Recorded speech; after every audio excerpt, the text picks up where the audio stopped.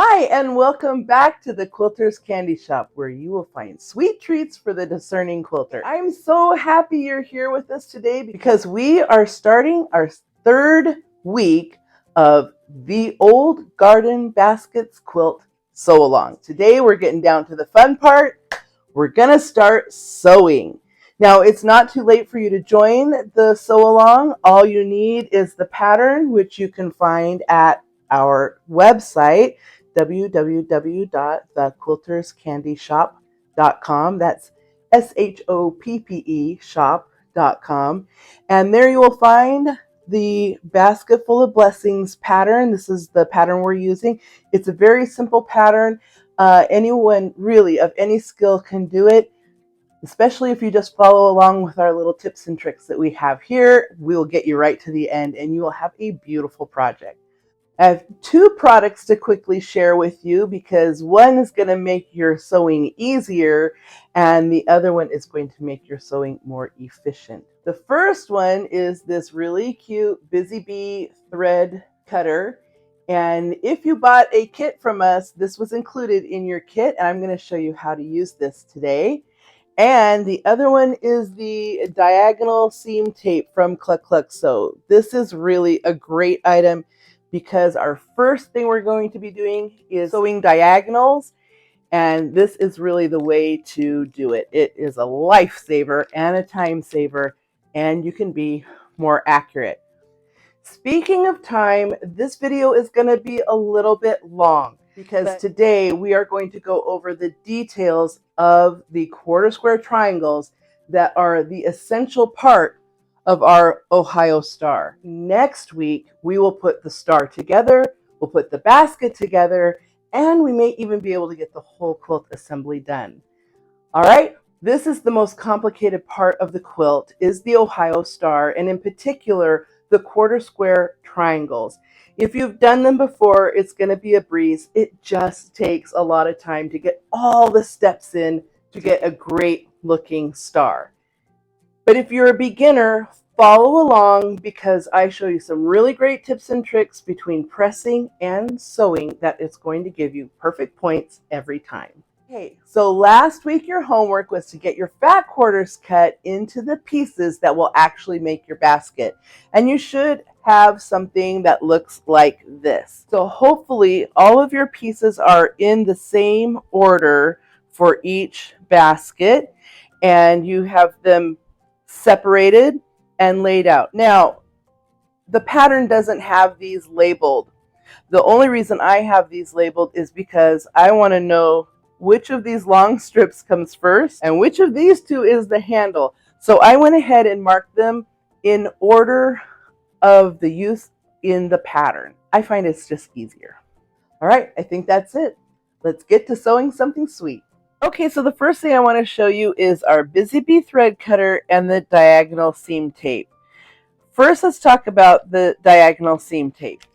This is the best thing to save you a lot of time because usually when you make diagonals on your squares, you have to take a pencil and mark the line, and this way you don't have to do that. Rip off a piece about the size that you're going to need, go all the way down to the front of your machine,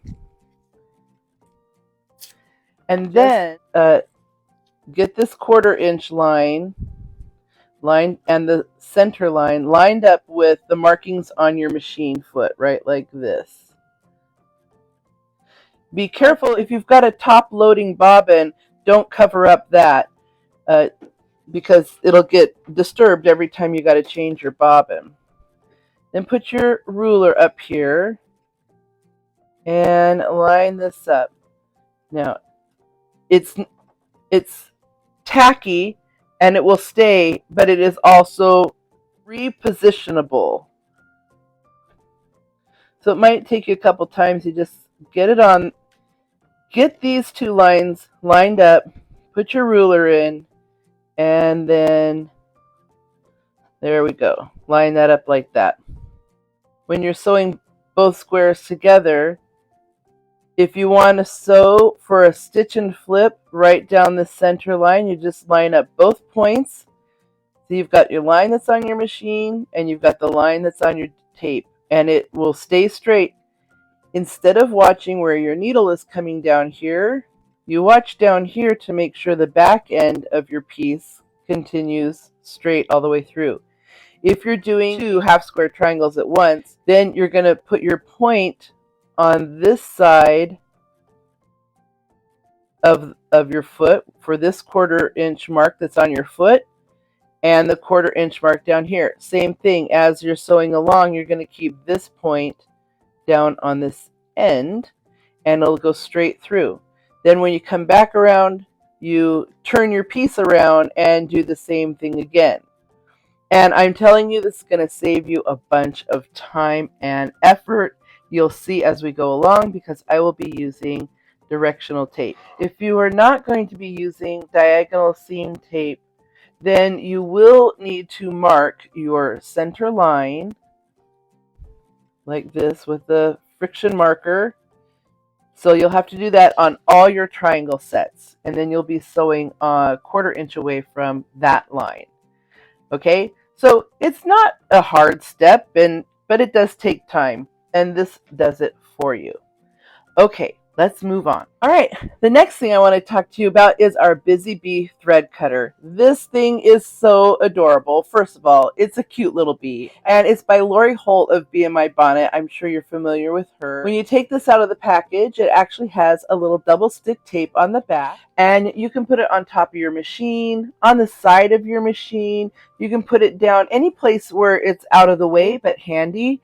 And here's what it's for. Once you've done your chain piecing, then you can just take this and flick this through like that. It's a little thread cutter. This is going to make your chain piecing so fast and easy. Now, of course, many machines have a thread cutter in the back and on the side here, and those are very handy, especially to take the pieces, the chain pieces off, so you can bring all your whole chain. But then you can't really use that to separate them. So you use this to separate your pieces when you've got 10, 20 pieces all chained together. You can also save this and put it inside your travel case for on airplane flights when you need a little something to cut your threads. So again, both of these pieces are available in our shop if you would like, and I think you'll find them very handy. Here we have all the pieces cut and laid out. The first piece we're going to be using is our larger square. So just take this whole stack from wherever you're storing your pieces. And here I have all of my background pieces as well. I do have these labeled, but they are not labeled A, B, C, D for piecing. I used my numbers and put the number of the pieces in the stack. And so as I stacked those up, I kept track of how many were in the pile by using my stickers. And that sure made it easy to make sure that I had the right number of pieces, and I didn't have to keep recounting my stack every time I added more pieces to the pile. You will also need your stack of larger squares from your backgrounds. And so this is what we're going to be sewing with first. The very first thing we're going to be doing is making 1/4 square triangle units for our star that goes in the basket. To make 1/4 square triangles, you're going to put these face to face, matching up the edges as best as possible. The better you get all these edges lined up, the more accurate you will be. And on the wrong side, you will need to mark all of your pieces with a diagonal line using a friction marker. A friction marker is one that goes away in the wash or with heat, and that's very convenient. And you're going to sew a 1/4 inch, scant 1/4 inch on both sides of the line. For those of you who don't know what a scant 1/4 inch is, a scant 1/4 inch means you're going to make it a little bit smaller than a 1/4 inch seam allowance. So when it goes on the machine like this, instead of putting your line in line with the 1/4 inch mark on your machine or your foot, you are going to actually put it to the inside. So it's, instead of it being here, it's actually here. It is really only about 1 or 2 threads difference but it will make all the difference when you go to press this open. And I'll show you that here in a second. You're going to put your point to the inside of the line right here. And that is going to give you your scant seam allowance. All right, let me show you how this works. So normally when you sew, most people keep their eyes here or around in here to make sure their line is lining up with their scant mark on their machine. But if you're using diagonal tape, you're going to be watching down here to make sure that you're lined up the way you want. And that is going to push that all the way through in a straight line. I'll show you another one without the line. So the right side of my background with the right side of my print piece.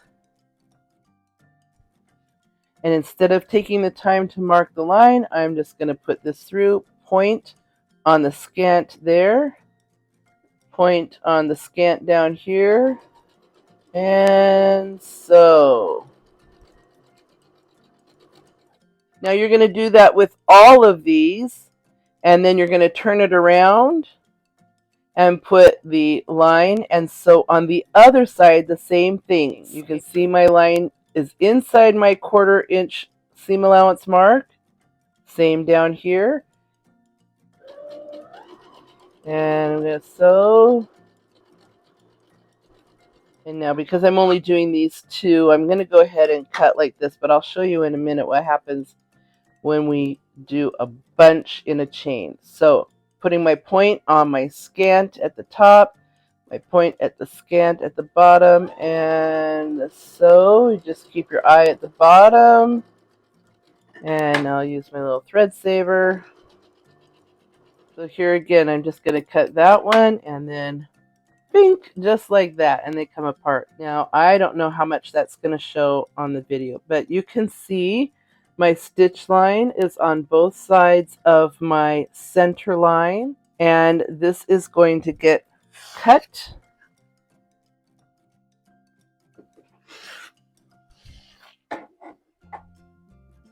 And there we go, 2 beautiful half square triangles. So I'm going to go ahead and sew these all up, and I'll come right back with you.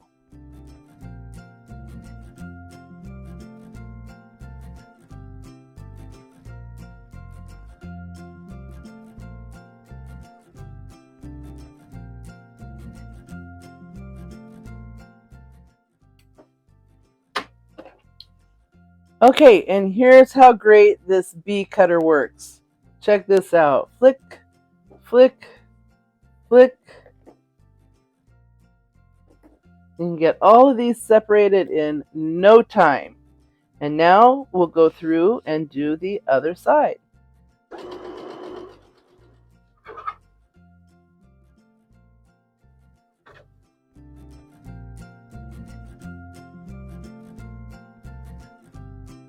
There is one thing that I want to make sure that you do with your diagonal squares, is that you do your diagonal the same on all of them. You want to make sure the registration of your block is upright.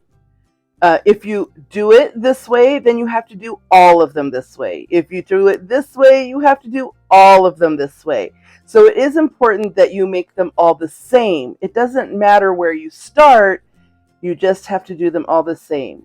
And you have to make sure your diagonal is going across that directional all the same.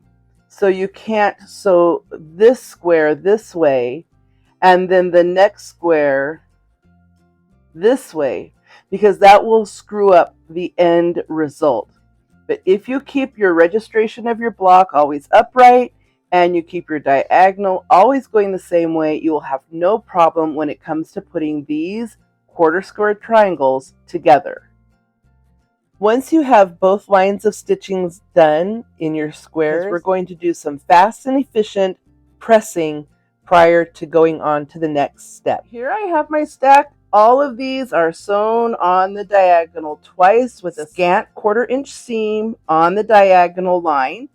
And now we just need to set these seams. Taking the time to give this these stitches, a good pressing is going to do a couple of things. The thread is cotton, your fabric is cotton.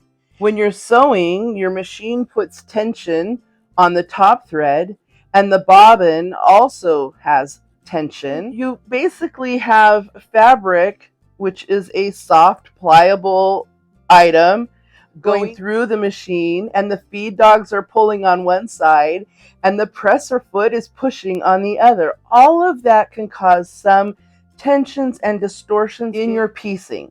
So it's always important to just set the seam. And all this is just giving it a good press and heat on that seam that you just sewed before pressing it open. And it may help you just make sure everything's nice and neat before going on to the next step. All of these factors can aid in making your quilt pieces very accurate. We're going to quickly just go through all of our pieces, and I like to do what I call pressing in bulk. So right now I'm just showing you the 4. I just give that a press, give that a press. So just put these aside, put out the next 4. Now, if I were not doing this on film and relegated to this little tiny space, what you're seeing here, I'd probably lay out at least 8, like 2 colors at a time. So let's see if I'll do that on this next one. So I'll put out 4 of these guys, like this. And I'll put out 4 of these guys, and then look at that. We've got 8. Now I can quick bulk press. Look, I can get all of these done.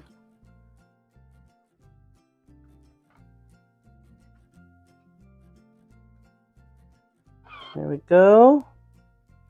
And I'll put out next. All right, so you just do this with all of your pieces, and then we're going to take them back to the table and give them a slice right down the center between those 2 thread lines.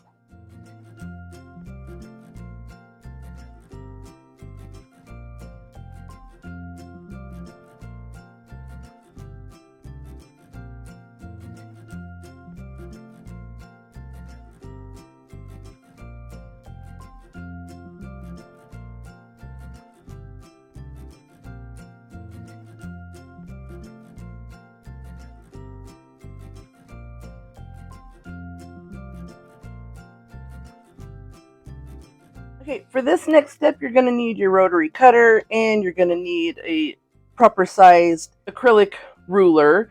I like this 4x8. This is probably my most favorite ruler. I use this all the time, and it is perfect for cutting apart half square triangle. You might not be able to see it, but on this line there is an actual 45-degree angle, and so you can also use that line to assist you to make sure your diagonal cuts are going the right way. So here's my 45-degree line. I can put that right along the edge of my piece, and I want my acrylic template to come right to the point of this and the point down here. And your stitching should run just on the inside of this 1/4 inch measure. If it doesn't, this is a really good time. Take it out and re-stitch it. If it's not that far off, don't worry about it, because we will have an opportunity to square up these to the right side. So all we're doing is we're taking a rotary cutter and cutting between the 2 pieces, making 2 half square triangles. Set them aside for now. So I'm just going to keep going here. Cut this, grab this, flop it down here, and there you go. You're going to do your entire pile, cutting in half. And basically right now what you've done is you've made a half square triangle, but we need 1/4 square triangles for the next step. So get all your triangles cut. Do not press these open, and do not square them up. And we'll do that together. I'm going to keep working on mine. You keep working on yours, and I will see you right back here in a minute.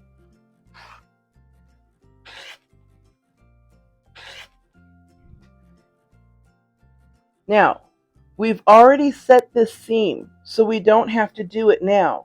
Because if we did it now, we would risk the stretching of this bias edge.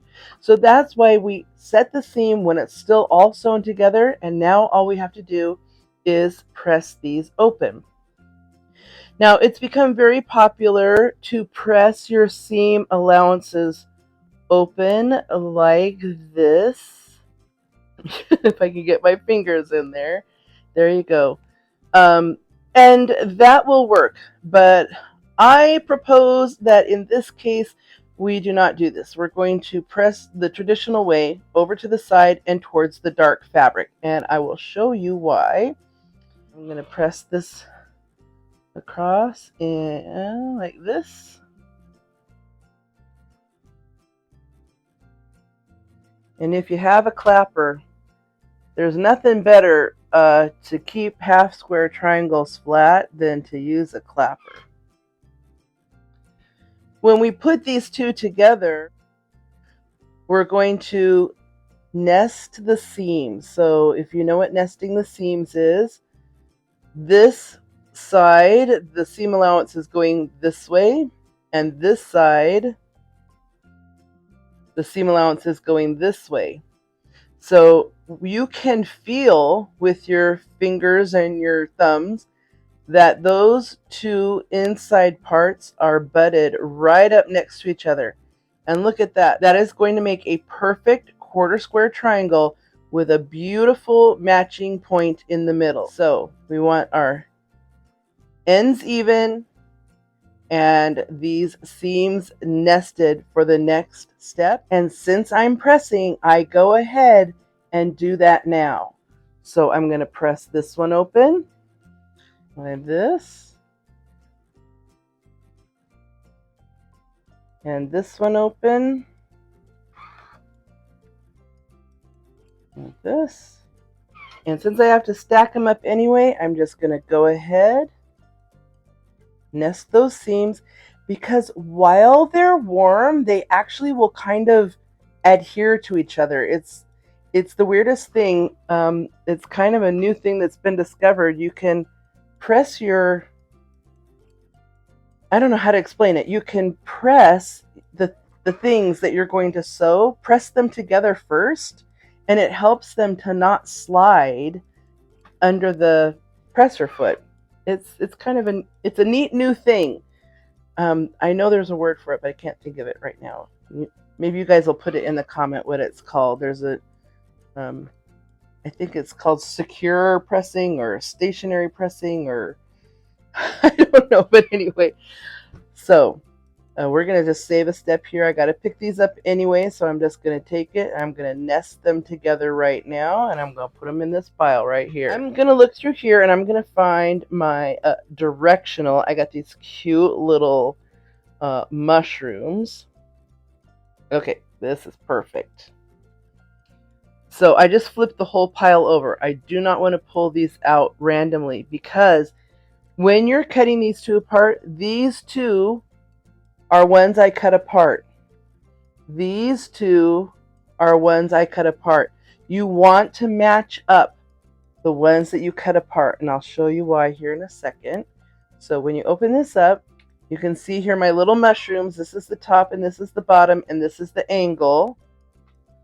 Okay, this is its partner, right? So this was cut off of there.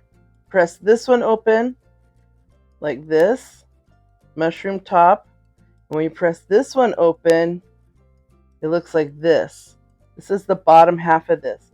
These are going to get nested together now. There's no way to get those wrong. They only go together one way. So you put those together. And when you open this up, look, both of them are going the right way. So our mushrooms are standing up. But if you got the wrong one, with that one, they might not stand up. So I'm just going to set these here. I will show you. Okay, these two go together and these two go together. These are cut right from each other. So I'm going to take this one and press it open. And if I didn't have these matched up and I pressed this one and then I put these two together, I got to really remember which ones I've got. So I pressed them both open. I put them together. Now when I open this up, look, this one, the stems are at the bottom here, and this is the top, but on this side, the top is down here and the bottom. So you'll never get this one to stand up properly. So you want to make sure that you've got the right pieces that are partnered together, go back together. You want your pieces to leave with the date they came with. All right, so now I'm going to put these two together, and because I've been mixing these around a little bit, I'm just going to double check this. Ooh, that's hot on my little fingers. I'm going to open this up, and yes. So the stems are both at the bottom. We're going to do all the rest of our pile here into sections like this, and then we'll go back to the sewing machine. I just want to show you one thing so that just in case you figure this out for yourself, you don't panic. If you pull this one back and your triangles are pointing sideways, and you pull this one back and suddenly your triangles are pointing up and down, that's okay.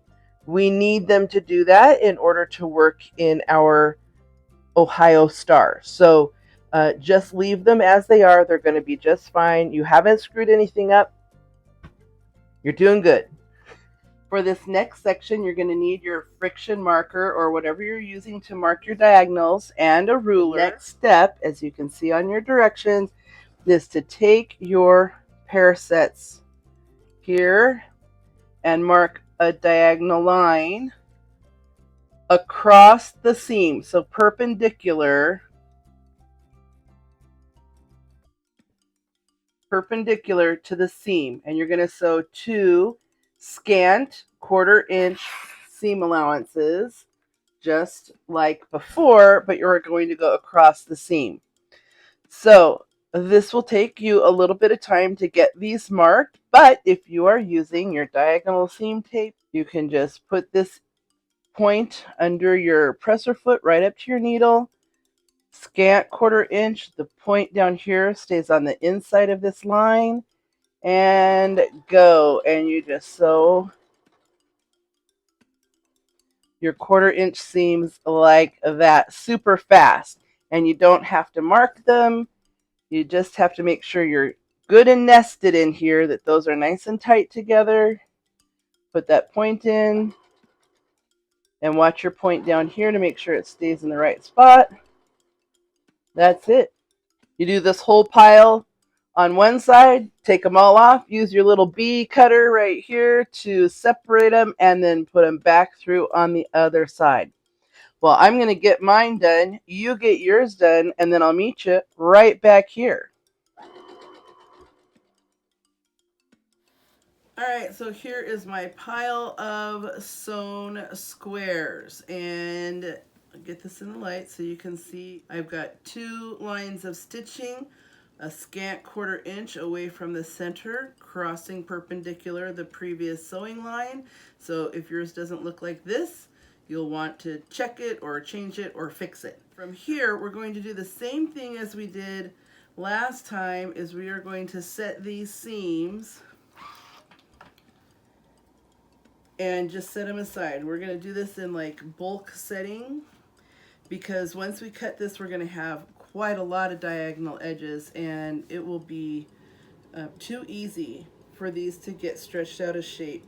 I'm going to run through mine, you run through yours, and we will come right back.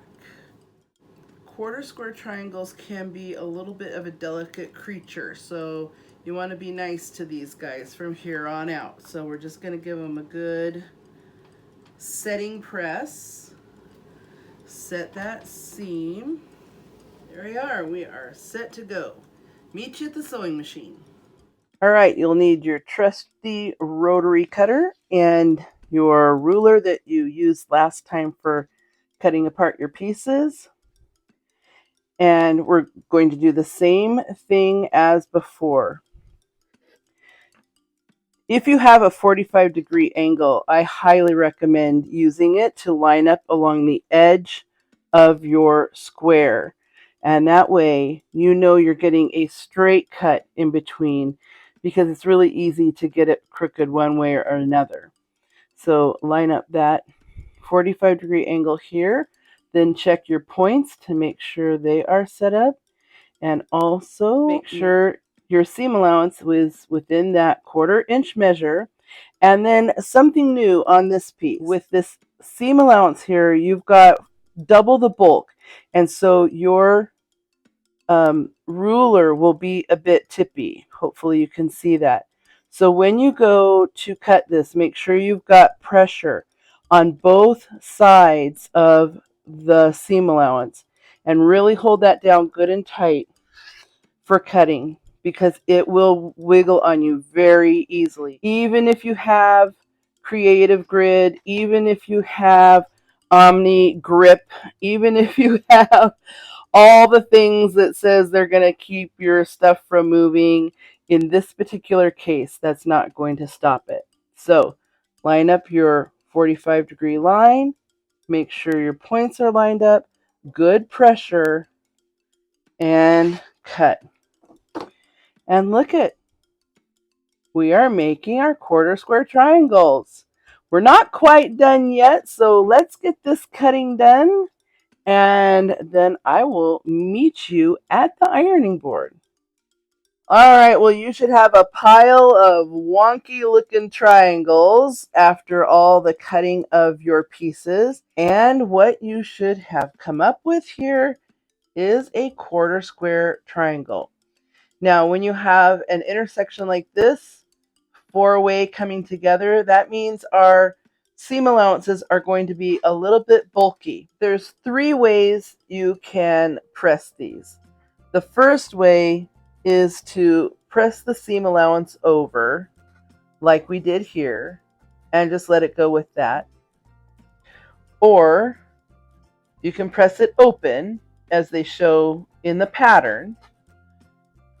But I propose that there is a third way to press these, and that is using the pinwheel technique. And the pinwheel technique means you're going to pull this seam allowance this way and this seam allowance this way, and that little, there's a couple little threads holding this together. Those should just naturally come apart. And then you get like this cute little 4 patch right in the center. But what is, let me press it here and I'll show you what you've accomplished, is you have really spread out the bulk of this seam intersection, and all your seam allowances are going around like a little pinwheel. Once you get that, a quick press in that center like that, then you do have to come to the front and make sure all your seams are pressed flat, that you don't have any folds on this side. But it actually doesn't take any extra time, and it is going to give you a nice flat center. So now when we go to square this up, you're not going to have that really thick seam allowance like you did here, which made your ruler rock back and forth. It's nice and flat, and you'll be able to square this up really well. Here I've got 2 done and already squared up, and look how great they look. You can press these however you want. I really recommend that you give this technique a try. So let's get these done. I'm going to show you a couple more. So right here, for example, these are going the opposite direction. So I'm just going to pop that open like that, and it should just naturally pop open. Then set it down on the ironing board and just give that a simple press. You don't have to work hard at it. We just want to press the center open, and then flip it over, and you're going to have to make sure that you don't have any folds pressed into your square. So open up your square nice and flat, and it looks perfect. So, okay, let me show you one more with a little darker fabric. I love this little plaid. So when you get your triangle, just open it up, flip it over, and you're going to have that seam allowance is going to stand straight up.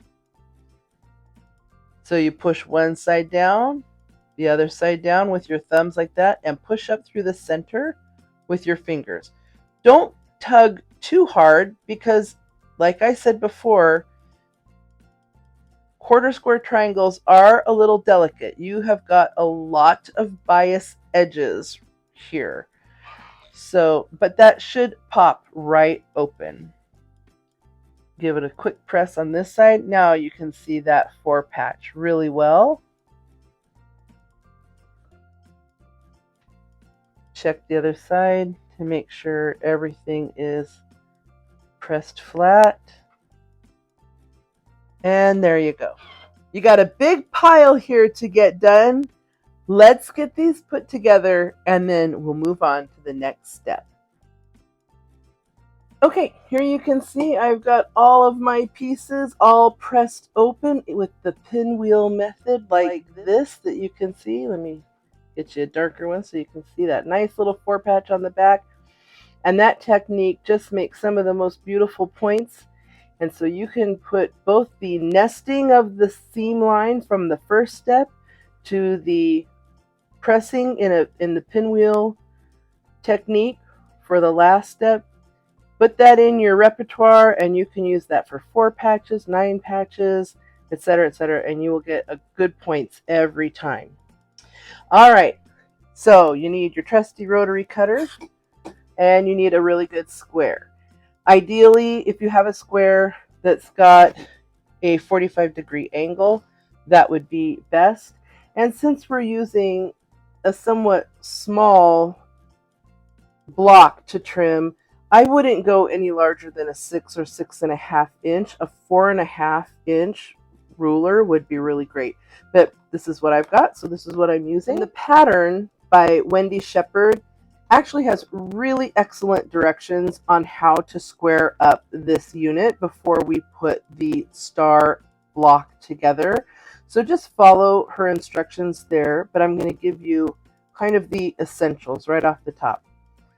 So when you're putting down your ruler, the first thing I always do is I line up this 45-degree angle. That's why I guess I like it so much to have that to the start.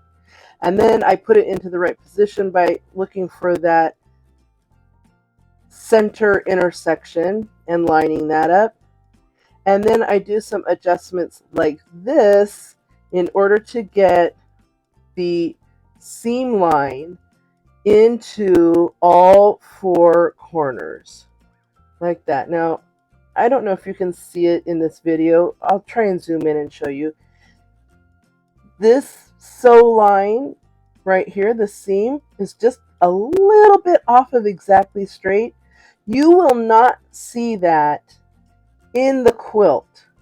It's more important to get these corners lined up right into the corners than it is to worry about a little bobble like that. That is not going to show. The last thing you need to double check before you cut is that you have plenty of extra fabric along the outside of the measurement as required in the pattern.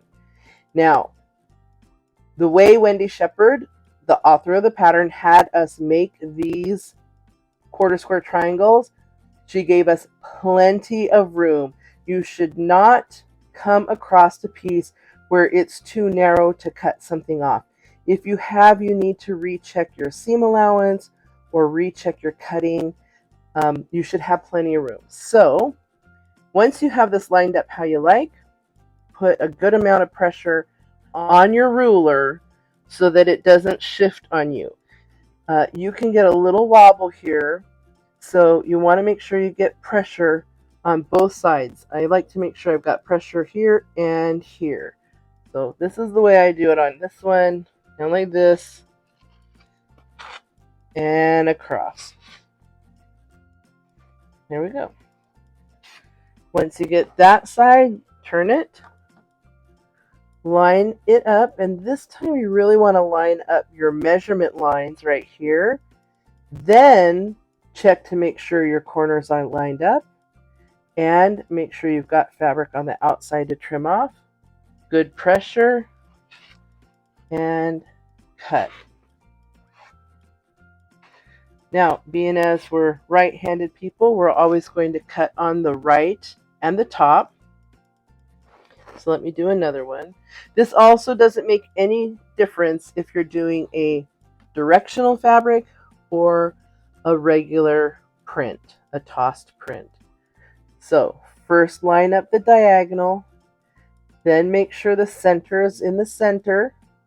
So that way you know you've got enough fabric all the way around, and then make sure your points are lined up to the corner with the corner of the seams.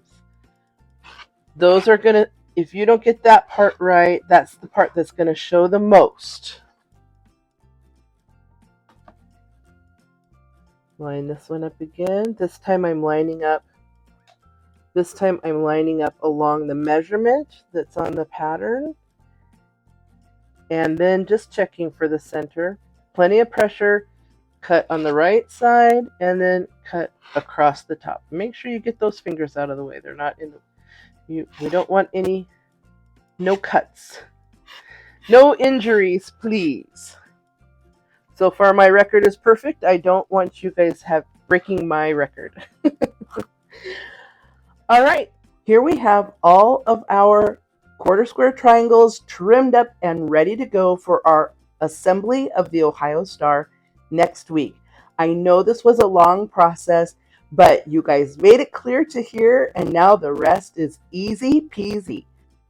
Next week, we're going to make our Ohio Star unit along with the balance of the basket, and then all we have left is assembly. So I'll see you next week right here at the Quilter's Candy Shop. Bye.